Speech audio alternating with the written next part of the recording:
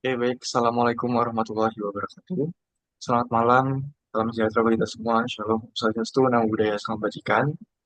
Terima kasih kepada teman-teman semuanya yang sudah menyempatkan hadir dan juga menonton presentasi dari kelompok kami, yaitu kelompok 8, dengan materi pembahasan mengenai matrix space dan juga BCG.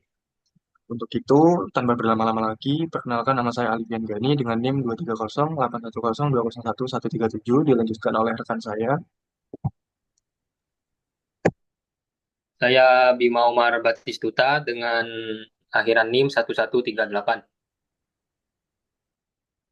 Saya Gilman Baraja Harifa dengan akhiran NIM 1139. Oke, dikarenakan kita semua sudah memperkenalkan diri masing-masing, untuk menghemat waktu, kita akan langsung menuju ke sesi presentasi kita.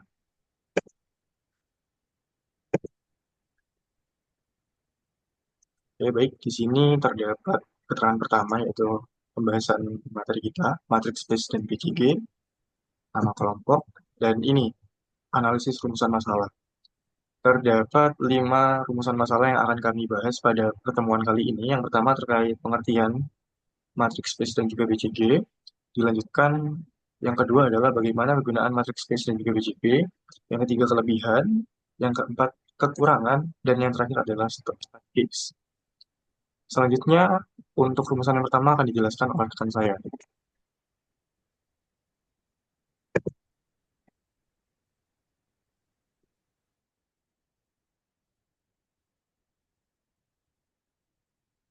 Bisa di next.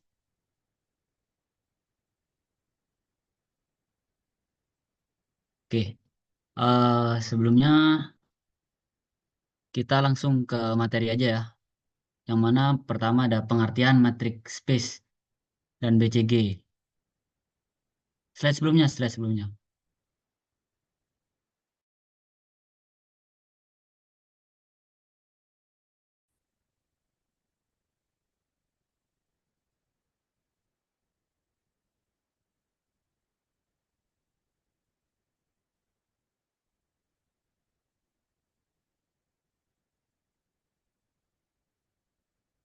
Oke. eh Pengertian matrix space dan BCG. Yang pertama, jadi apa sih matrix space dan BCG ini? Jadi eh, matrix space dan BCG ini merupakan suatu alat yang digunakan untuk menentukan posisi strategis untuk pengambilan keputusan atau eh, yang sering banyak digunakan oleh perusahaan dalam menentukan strategi bisnisnya. Kemudian kita ke matriks yang pertama yaitu matriks space. Menurut Gochani, Kazami, dan Al-Afiji tahun 2012, space yaitu strategic position, action, and evaluation atau SPACE merupakan matriks yang menentukan posisi strategis yang terdiri dari 4 kuadran yang menunjukkan strategi agresif, konservatif, defensif, dan kompetitif yang paling sesuai bagi suatu perusahaan. Nah, jadi eh, pada matriks SPACE ini memiliki dua dimensi internal, memiliki dua dimensi yaitu dimensi internal dan eksternal. Dimensi internal itu terdiri dari financial strength yang sebentar lagi akan dijelaskan, kemudian competitive advantage, kemudian untuk dimensi eksternal ada stability, environment stability atau ES, kemudian industrial strength atau IS. Kita lanjut ke matriks BCG. Matriks BCG menurut Afilie, Apiah, Akumah, Darso tahun 2019 dan Mohajan tahun 2018, Boston Consulting Group atau BCG merupakan matriks yang terdiri dari 4 kuadran guna menggambarkan posisi dari satu unit bisnis strategis serta dilihat dari dua perspektif, yaitu pertumbuhan pasar dan pangsa pasar. Nah, matriks BCG ini memungkinkan sebuah organisasi mengelola portofolio bisnis dengan melihat posisi pangsa pasar relatif serta tingkat pertumbuhan industri di setiap divisi industri tersebut.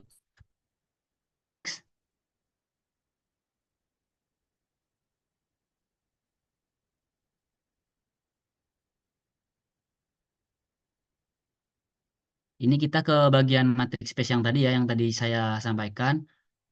Yang pertama ada dimensi internal dulu. Dimensi internal yang pertama yaitu financial strength atau kekuatan finansial. Nah, financial strength ini digunakan untuk mengukur stabilitas dan keuangan kekuatan keuangan perusahaan. Contoh dari financial strength yaitu profitabilitas, likuiditas, arus kas, askes terhadap pendanaan. Yang selanjutnya ada competitive advantage atau keuntungan kompetitif, yaitu menilai seberapa kuat perusahaan dalam persaingan. Contohnya ada brand value, inovasi produk, biaya produksi, serta loyalitas pelanggan. Kemudian kita lanjut ke dimensi eksternal, yaitu ada environmental stability atau ES, di mana digunakan untuk mengukur sejauh mana lingkungan bisnis stabil atau tidak. Contohnya perubahan regulasi, kondisi ekonomi, tingkat inflasi, serta stabilitas politik. Kemudian ada industrial strength atau IS, di mana digunakan untuk menilai daya tarik industri tempat perusahaan beroperasi. Contohnya yaitu pertumbuhan industri, tingkat persaingan, peluang ekspansi, serta tren pasar. Next.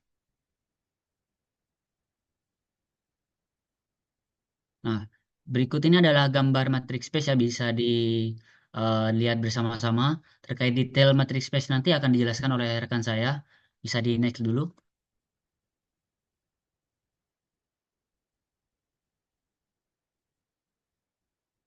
Oke, selanjutnya kita ke matriks BCG. Nah, matriks BCG ini kan di kategori.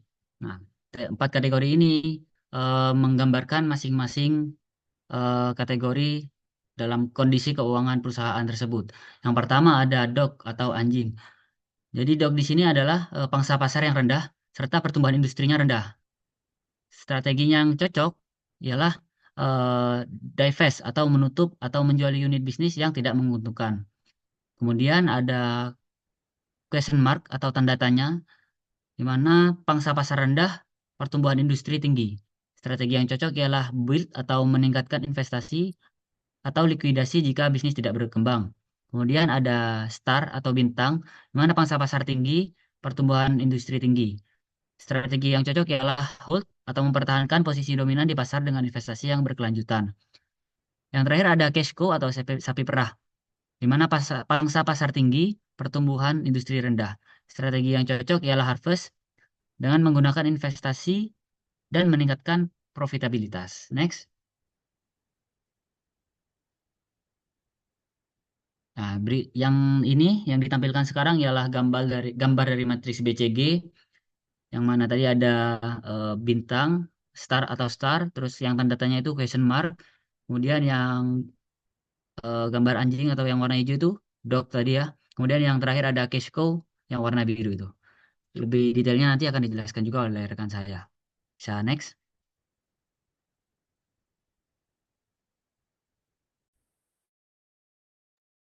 Oke, baik saudara-saudaraku sekalian, di sini mungkin singkat saja ya untuk pembahasan dari materi saya terkait kegunaan matrix space dan juga BCG. Saya juga sepakat atas apa yang disampaikan oleh saudara saya tadi atas nama Gilman Baraja. Beliau sangat detail menjelaskan mengenai pengertian secara umum mengenai matrix space dan juga BCG. Langsung kita lanjut kegunaan. Jadi matrix space atau yang sering kita kenal sebagai strategic positioning and action evaluation serta matrix BCG Boston Consulting Group merupakan dua alat analisis strategi yang paling banyak digunakan dalam manajemen bisnis. Meskipun keduanya memiliki pendekatan yang berbeda, kegunaan utamanya adalah membantu perusahaan dalam mengambil keputusan strategis yang paling tepat. Selanjutnya, terdapat penjelasan mendetail tentang kegunaan dari masing-masing matriks. Yang pertama, matrix space. Oke, kegunaan matrix space yang pertama itu adalah evaluasi holistik. Yang kedua, memahami posisi dalam industri. Yang ketiga, mengidentifikasi strategi yang paling tepat. Keempat, pengambilan keputusan yang lebih akurat. Serta yang terakhir, fleksibilitas dalam berbagai kondisi. Artinya nanti mungkin di setiap pernyataan yang saya sampaikan, mungkin untuk lebih detailnya, rekan-rekan semuanya bisa bertanya ya pada sesi diskusi, karena mungkin ini saya juga tidak sempat menjelaskan dari setiap poin yang saya sampaikan. Lalu lanjut ke kegunaan matriks BCG. Terdapat 5 poin utama juga. Yang pertama, menganalisis portofolio produk. Yang kedua, membantu pengambilan keputusan intensif. Yang ketiga, memfasilitasi alokasi sumber daya. Yang keempat, menyeimbangkan arus kas. Serta yang terakhir, strategi jangka panjang. Lalu lanjut ke pembahasan selanjutnya terkait kelebihan matriks space dan juga BCG. Di sini juga sudah tertera sangat jelas terkait kelebihan dari matriks space serta BCG. Terdapat 3 poin utama dalam kelebihan matriks space. Yang pertama, komprehensif. Yang kedua, fleksibel. Yang ketiga, membantu perumusan strategi. Selanjutnya, kelebihan matriks BCG. Yang pertama, sederhana dan mudah dipahami. Yang kedua, mendukung pengambilan keputusan investasi. Serta yang terakhir, cocok untuk analisis portofolio produk. Artinya, dari kelebihan dan juga kegunaan matriks space maupun BCG itu memiliki kesamaan yang sama, sama-sama untuk menguntungkan perusahaan dalam mengambil sebuah keputusan. Tinggal disesuaikan saja kebutuhan perusahaan lebih condong kemana, penggunaan matriks space ataupun matriks BCG. Nah, untuk penjelasan selanjutnya akan dilanjutkan oleh saudara saya, Ilman Baraja.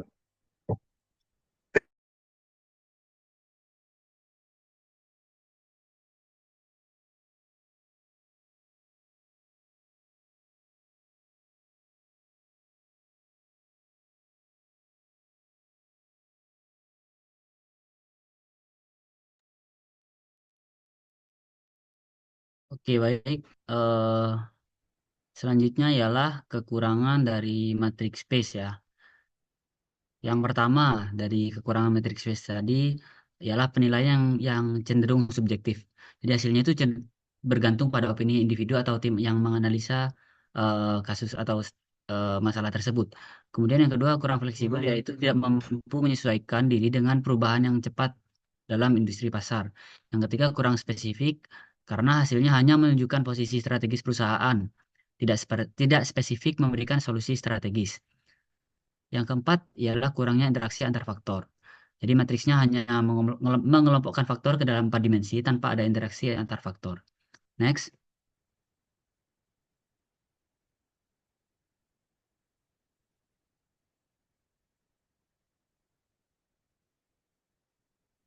Selanjutnya ada kekurangan dari matriks BCG. Yang pertama yaitu terlalu sederhana karena hanya mengukur bisnis berdasarkan 2 faktor utama yaitu pertumbuhan pasar dan pangsa pasar relatif. Yang kedua yaitu kurang relevan di mana di industri yang berkembang cepat produk atau layanan bisa berubah status dalam waktu yang singkat. Yang ketiga sulitnya penentuan kategori. Karena tidak selalu jelas apakah suatu produk itu termasuk dalam kategori cash cow, star, question mark, atau dog. Kemudian yang keempat ialah fokus jangka pendek. Jadi BCG mendorong perusahaan untuk mempertahankan cash cow dan mengorbankan question mark atau dog. Next.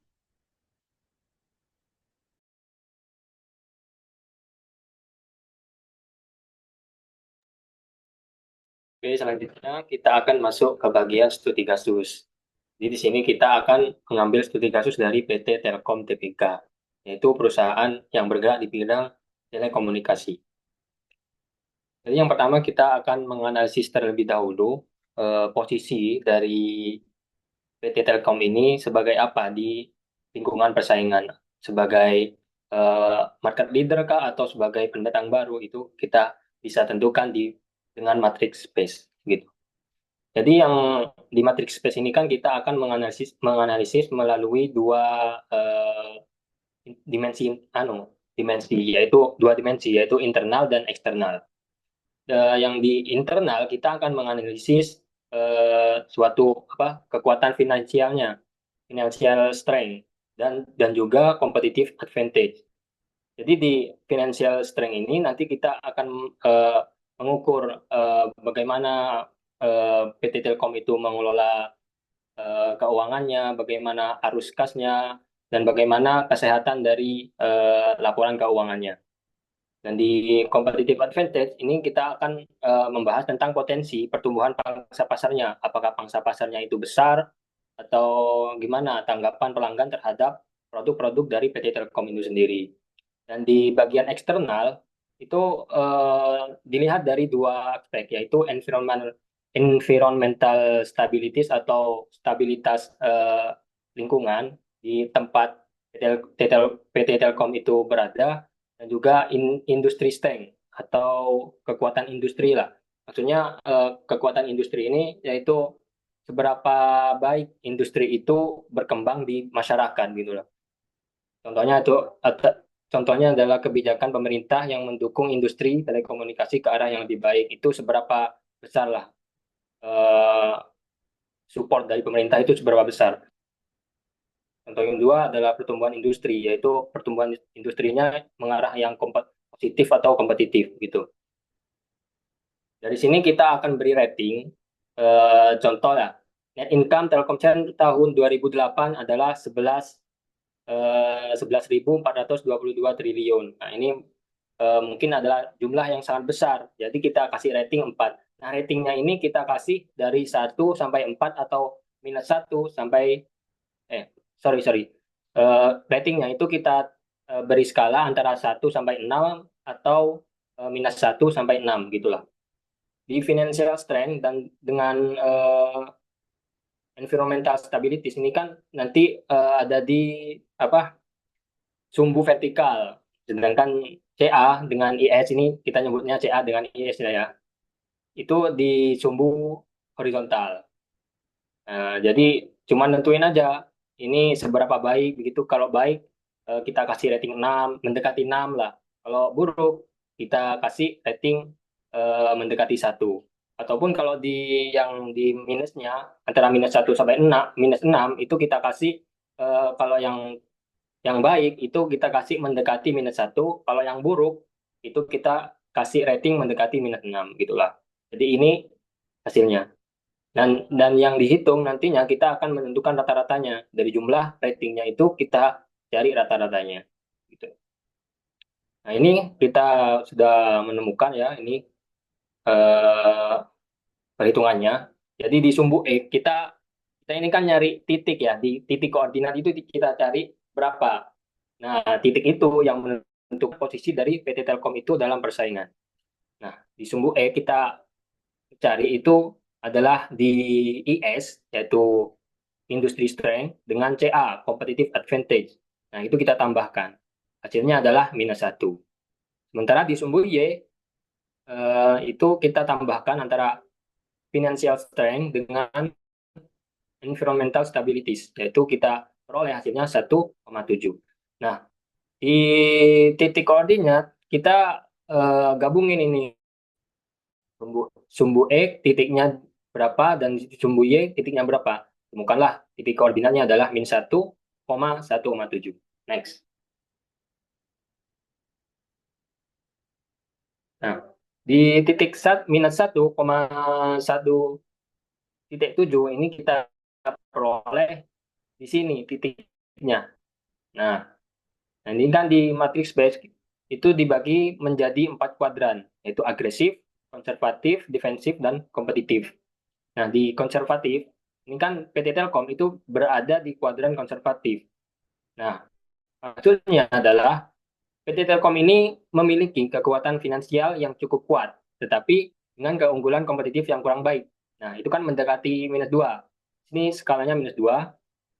Nah, jika mendekati minus 2, itu berarti cukup kurang diuntungkan lah dalam persaingannya, yaitu memiliki competitive advantage yang kurang baik. Sedangkan kalau semakin ke atas, itu berarti financial strength-nya tambah bagus gitu, tambah baik gitulah.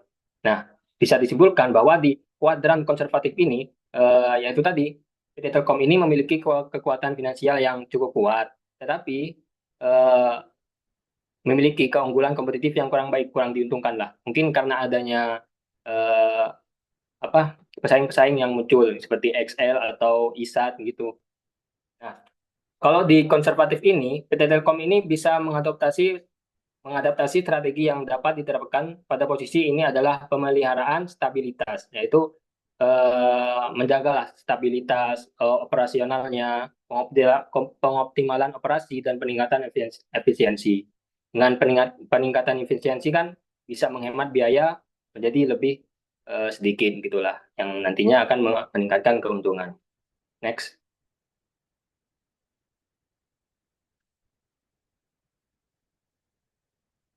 Nah, di matriks BCG ini kita akan menentukan unit bisnis dari PT Telkom ini posisinya di pasar itu seperti apa. Nah, di sini kan ada eh, sumbu vertikal itu diwakili oleh pertumbuhan pasar. Jadi di bawah ini maksudnya pertumbuhan pasarnya itu low atau rendah. Kalau yang di atas ini high, pertumbuhan pasarnya itu berarti tinggi. Sedangkan di sumbu horizontal yaitu kanan dan kiri ini kalau di kiri itu berarti tinggi pangsa pasarnya atau besar gitulah ya. Sedangkan kalau di kanan itu berarti low atau rendah pangsa pasarnya. Di sini kita tadi kan sudah dibahas macam-macam kuadrannya yaitu question mark, stars, case course dengan dogs. Nah, di sini kita bisa melihat di question marks sendiri itu ada unit bisnis berupa Telkom Access di question marks. Sedangkan di stars ada Telkommetra dan Telin. Case calls berarti ada IndiHome, Telkomsel, dan Pins. Dengan Docs itu Patracom, Mitratel. Nah, Docs ini kan berarti tadi adalah perusahaannya itu memperoleh apa keuntungan yang minim lah ya, yang sedikit lah dibandingkan dengan modal yang dia tanamkan gitu.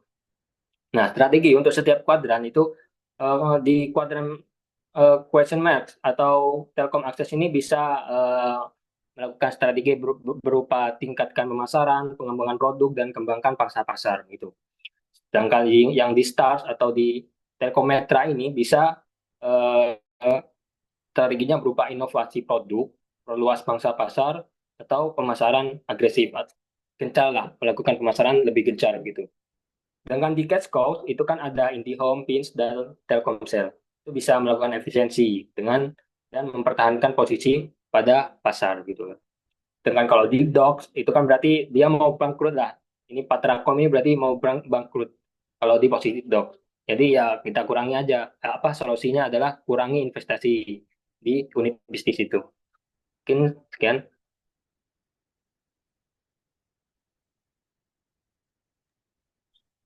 Baik, terima kasih kami ucapkan kepada rekan-rekan semuanya yang sudah menonton video presentasi kami dari awal hingga akhir.